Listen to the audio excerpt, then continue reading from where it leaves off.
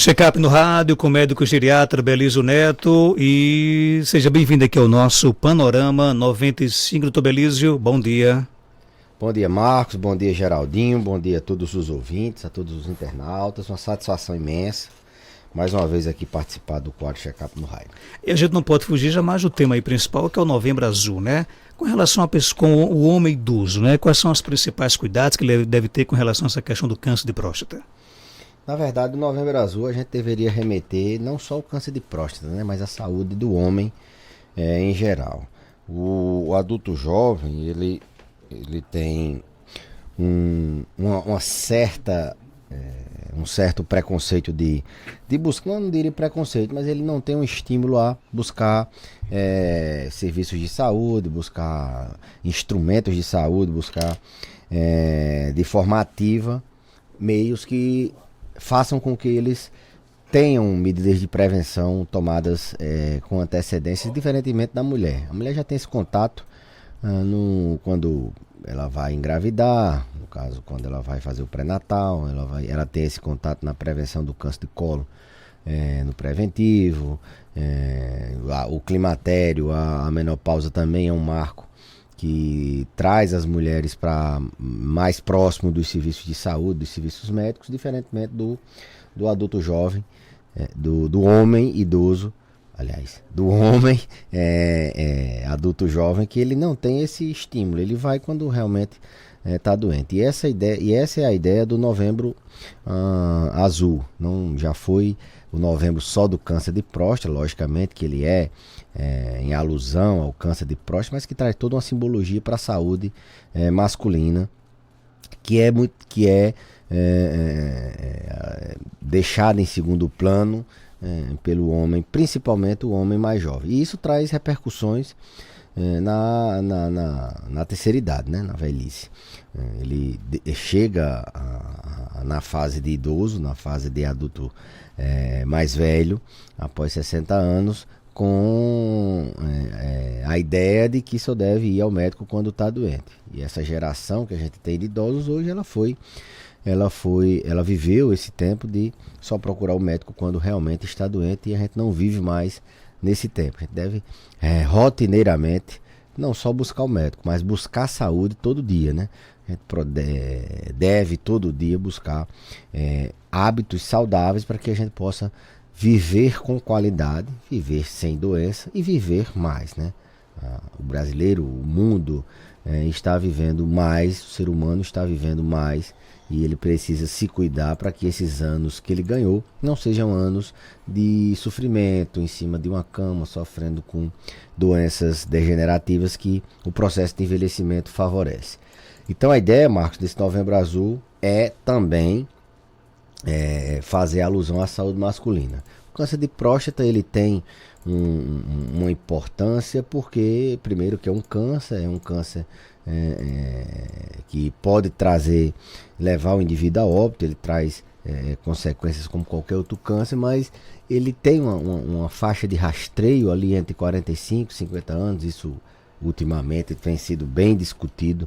A Sociedade de Urologia defende esse rastreio populacional, mas outras entidades já não defendem esse rastreio. Acredito que não vale, assim, a nível de saúde pública, não individual, não vale a pena você sair rastreando todo mundo com PSA e exame do toque. O benefício seria menor do que o que pode se trazer de prejuízo para essa população.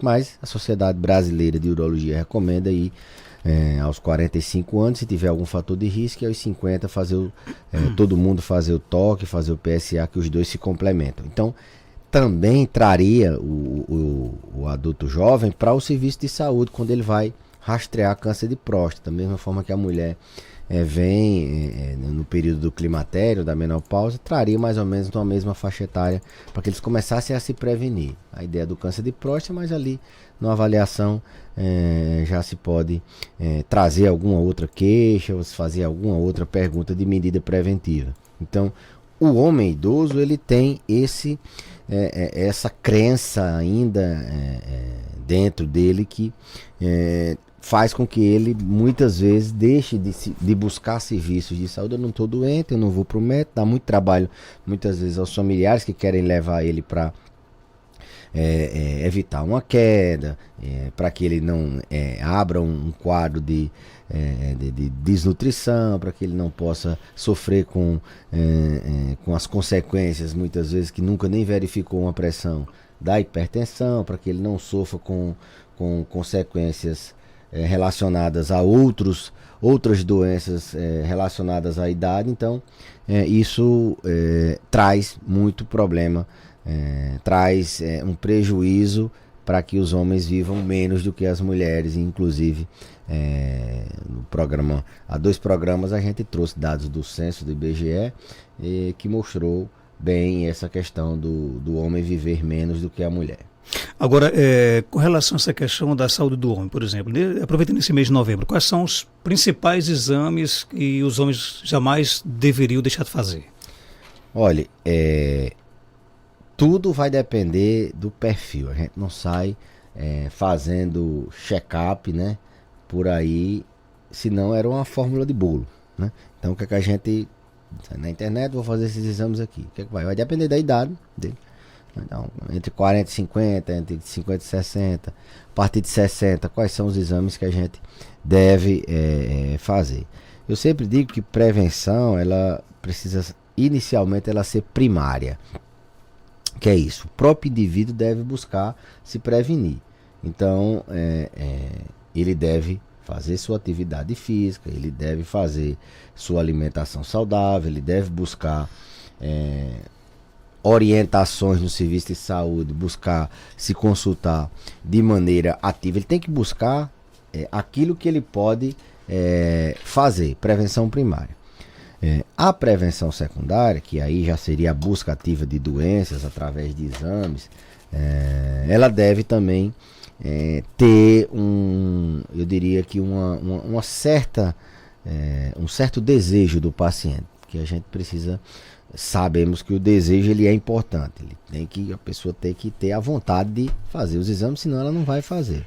Mas essa prevenção primária é o que a gente sempre tem que dizer ao paciente: olha, você antes de querer fazer 1001 exames, é bom que você já esteja fazendo sua atividade física, se alimentando bem, dormindo bem, controlando o estresse, aquilo que a gente sempre prega. Mas a depender da faixa etária, a depender do histórico familiar dele, existem alguns exames que em determinada época a gente precisa fazer. A gente precisa fazer, por exemplo, no idoso a partir de 60 anos, precisa rastrear doenças como, por exemplo, câncer de próstata, como, por exemplo, se ele tem histórico familiar de outros cânceres, a gente tem que individualizar o câncer de intestino, câncer de estômago, por exemplo, se eles tiverem histórico familiar.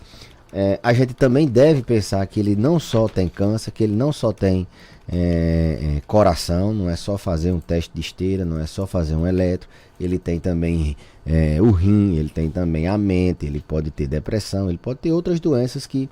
Então, assim, o ideal é fazer uma avaliação, uma consulta, né? Mas alguns exames, a depender da faixa etária, se o toque, outras pessoas fazem densitometria para ver se tem osteoporose, alguns fazem testes de memória para ver se tem algum Alzheimer, até mesmo uma ressonância, dependendo se tem alguma triagem. Não existe assim uma fórmula mágica, não, vou dosar aqui minhas taxas, esses exames, não. Dentro das próprias taxas, dentro do próprio exame de sangue, a gente pode solicitar alguns que rastreiem doenças. O homem ele precisa ter essa ideia de buscar o serviço, se aproximar do serviço de saúde, não achar que ter aquela ideia de que ele é imbatível, de que ele é imbatível só a 95, né? Que ele é aquela estrutura que não adoece, que não quebra osso, que não cai, que não entra em depressão, que não tem demência, que não dorme bem. Não, ele é um ser humano como qualquer outro. E assim ele deve buscar ativamente os serviços de saúde. Como eu falei, exames de check-up, eles são individualizados. Alguns são de sangue, outros são exames de imagem, alguns são o toque retal, é você avaliar a pele do paciente, é você ver a cavidade oral, você ver ele andando, se ele tem algum equilíbrio, se ele tem alguma instabilidade na marcha, no equilíbrio, ele tem um risco de cair, testando a memória dele. Então, é uma avaliação individualizada. Se eu pudesse dizer assim, de forma geral, o que é que você deveria fazer para se prevenir o homem? Comece uma atividade física, se alimente bem, procure dormir bem, controle seu estresse e marque uma consulta médica com seu médico de confiança, para que você possa ser avaliado, para que você possa conversar com ele se tem alguma queixa ou não, ou responder algumas perguntas sobre sua saúde, sobre seu histórico familiar, sobre seu histórico de outras doenças, de cirurgias e assim por diante. Meu sogro todo ano fazia o exame de sangue do câncer da próstata e sempre dava alteração. Ele não ligava, embora o médico sempre o alertava. Agora está com câncer de próstata, tudo por orgulho. Quer dizer que é nosso ouvinte, né? Talvez seja mais uma vítima dessa cultura de que o homem, né, ele é uma estrutura que não adoece, e assim, o câncer de próstata muitas vezes ele tem poucos sintomas, são sintomas urinários que muitas vezes se confundem com doenças da próstata que não são câncer, e os homens idosos eles acham que todo idoso ele pede xixi, que ele tem dificuldade no jato urinário, que ele tem dificuldade para começar a urinar, que ele urinar muito à noite é um sintoma normal. Então ele pode achar que isso não era uma doença, e na verdade tem a questão do orgulho também, que ela falou, acredito que ela quis dizer o tabus, né, de fazer o toque. Se você não deixa fazer o toque antes do câncer, aí depois do câncer, meu amigo, aí é que é toque.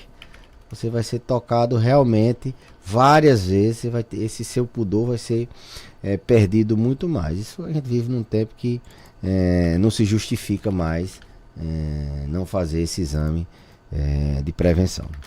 Em cima dessa outra pergunta, tem uma aqui bem interessante. Engasguei aqui um pouquinho, né? Meu pai tem 70 anos e nunca fez exame de próstata. Diz que não tem coragem. Como faço para ele perder o medo? Olha, Marcos, existe um outro lado da história, né? O que é que acontece? Entre 45 até 60, 70 anos ainda vale a pena você fazer o exame de próstata. Por quê? Porque o câncer de próstata ele é lento. À medida que a gente vai envelhecendo, se ele aparece mais de maneira mais insidiosa ainda. Então, o paciente com 70 anos de idade, a depender de quantos anos a gente tem como estimar mais ou menos quantos anos ele vai viver, lógico que só Deus sabe dizer, você pode amanhã estar aqui e não estar mais. Mas a depender das comorbidades, do que ele tem, a gente tem mais ou menos uma previsão. Um paciente, por exemplo, que tem um sequelado de AVC, ele tem uma perspectiva menor em cima de uma cama, tendo pneumonia todo mês, ele tem uma estimativa de vida menor do que um idoso com 70 anos que ainda tira ração, vai para o curral, tira leite, ou corre uma maratona, ou ainda é ativo. Então, se esse paciente tem uma estimativa de vida acima de 10 anos, preconiza-se que vale a pena ainda fazer o exame de próstata. Por quê? Porque ele vai viver mais de 10 anos, vai valer a pena tratar, a depender tanto da estimativa de vida como do estado funcional dele. Faz-se uma avaliação funcional. Mas geralmente acima de 70, 75, 80 anos, se é um paciente que tem menos de 10 anos de vida, estima-se que menos de 10 anos, não se recomenda mais fazer o exame de próstata. Ele perdeu a oportunidade de fazer. Ele não teve até 70 esse câncer de próstata, e ele vai viver, e ele tem uma estimativa de vida. Isso eu não estou dizendo que todo mundo acima de 75 anos não deve fazer, não. Há uma recomendação geral que acima de 75, 80 não se faça de forma de rastreio. A pessoa não sente nada de você fazer, mas se você tem um sintoma, você pode estar com 200 anos, você pode precisar fazer sim o exame. Então, 70 anos, como é que faz para convencê-lo? Primeiro vamos ver se vale a pena, né? E depois o convencimento numa pessoa que já tem 70 anos de maturidade é mais difícil, mas a gente consegue. É aos poucos. Tudo, o convencimento a gente não vai conseguir 100%, mas é tentar dar exemplos, citar alguns exemplos de colegas dele que tiveram câncer de próstata e morreram ou estão sofrendo com muitas dores. O câncer de próstata, ele, além de dar sintomas urinários, às vezes o paciente precisa fazer uma cirurgia grande, fica fazendo quimioterapia ou fica usando sonda. Quando dá metástase, ele fica com muita dor óssea, né? Tem metástase, é muito comum metástase óssea, então ele fica sofrendo com muita dor. Às vezes, com exemplos de outras pessoas, a gente consegue convencer. Mas valeu a pergunta para eu também explicar o outro lado. Até quando vale a pena a gente fazer esse rastreio, essa prevenção? Será que numa pessoa com 95 anos, que já está no final da vida, vale a pena ela ter esse diagnóstico de uma doença que vai aí, ele vai provavelmente morrer de outra coisa e não vai sofrer do câncer de próstata? Só você fazer e dizer que ele tem um câncer, para quê? Para ele ficar nervoso, a família toda ficar nervosa? Porque nesse caso o paciente vai ter muito mais prejuízo de tratar a doença, o remédio vai ser pior do que mesmo a doença. Então, até quando fazer? 70 anos, hoje a gente já tem, a gente tem muitos pacientes, daqui a um tempo, a gente 70 anos, vai ser como se a gente tivesse 40 hoje. Os pacientes ainda são muito jovens com 70 e vão ficar cada vez mais independentes. Talvez essa recomendação mude, a gente rastreia até mais, até 80. Tem um paciente com 80 anos que eu peço rastreio, porque eu sei que ele vai viver mais de 10 anos, um paciente que não tem comorbidade, entendeu? Mas eu tenho um paciente com 60 e poucos anos que eu não peço mais, porque ele tem muita comorbidade, o risco dele não durar 10 anos é muito maior. Então, é bem individualizado. Então, o convencimento, exemplos de pessoas que sofreram com câncer de próstata é uma forma, mas as crenças dessa geração, que eu considero a geração de aço, né? Esses idosos de 70, 80 anos, eles viveram numa época tão difícil que eles são pessoas muito fortes, né? Então, é diferente das nossas gerações que já vivemos em tempos melhores, talvez não sejamos tão fortes como eles, mas convencimento com exemplo, mas valeu a pena perguntar até quando vale a pena fazer esse exame. Meu pai tem 76 anos de idade, faz o exame da próstata, o PSA, tudo normal. Precisa fazer o exame do toque, ele é ativo, caminha, não tem problema de nada, só é hipertenso. Pronto. Caminha, ativo e hipertenso, tem uma estimativa de vida de mais de 10 anos, então vale a pena. Sim, vale. Agora o que é que acontece? Não adianta se enganar só com o PSA. O PSA ele abarca ali 70%, mais ou menos. Você consegue detectar em torno de 70% os cânceres. 70% fica 30%. Então você está fazendo ali um exame que talvez 30% das pessoas não vai ser diagnosticado. Agora, quando o PSA é feito junto com o câncer, com o toque retal, aí vai para mais de 95%, ou seja, você praticamente vai pegar todas as pessoas que tiverem câncer com a junção desses dois. Então fazer só o PSA não vai adiantar de muita coisa. Por isso que a gente recomenda, faz o PSA todo ano, e se tem a indicação de fazer o exame do toque, faz o exame do toque. Lembrando que o PSA não é só para prevenir câncer, não. A gente pede PSA também para monitorar o tratamento do câncer. Às vezes o paciente tem não é só dar alterado o PSA com câncer, é isso que eu estou querendo dizer. Dá também com outras doenças na próstata. Doutor Belísio, obrigado por sua participação. Até terça-feira, se Deus quiser. Eu que agradeço, Marcos. Até a próxima terça-feira.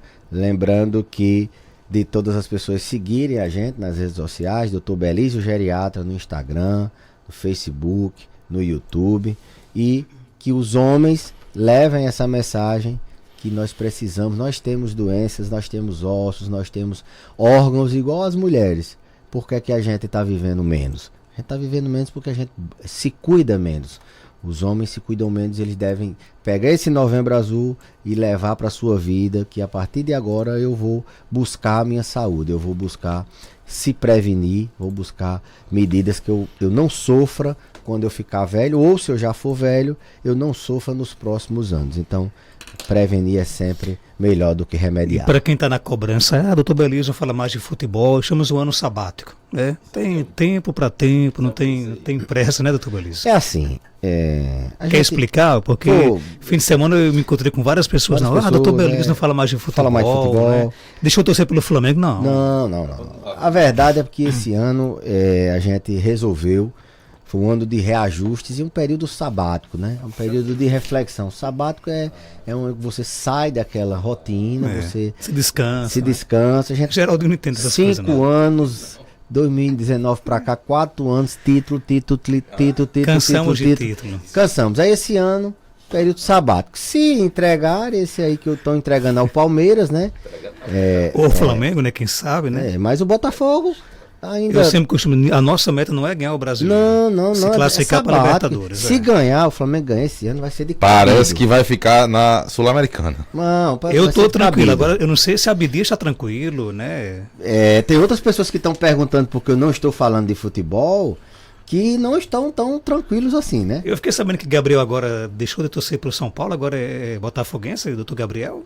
Fiquei surpreso com essa informação. Não, ele é flamenguista. O doutor Gabriel sempre foi flamenguista. Quando ele era criança, na barriga da mãe. Quem deve estar preocupado, que era botafoguense. Quem deve estar preocupado é Roberto Diniz, com chances de voltar para o rebaixamento. A gente não, nós estamos tranquilos, né? Essa turma do Vasco, mas isso aí, a briga deles é ali, é embaixo. O Flamengo esse ano foi o NEM, né? Todo mundo tá torcendo pro Botafogo, rapaz. Pra ver se reverte. Só o Botafogo que não torce pra ele, né? Rapaz. Mas então tá explicado o silêncio do Belício. É um ano sabático. É um ano sabático. Popular ano do NEM. Nem isso, nem aqui. E nem é o que é o Mundial, é? Não sei, deve ser, né? Deve ser um título do Palmeiras. Tem uma musicazinha que faz assim. Que música é essa, né? O doutor Belício colocou que o time dele é o campeão do retorno. Que retorno é isso? Do retorno do. Vamos aguardar aí, né? Vamos embora. Daqui a pouco a gente volta. Vamos ver.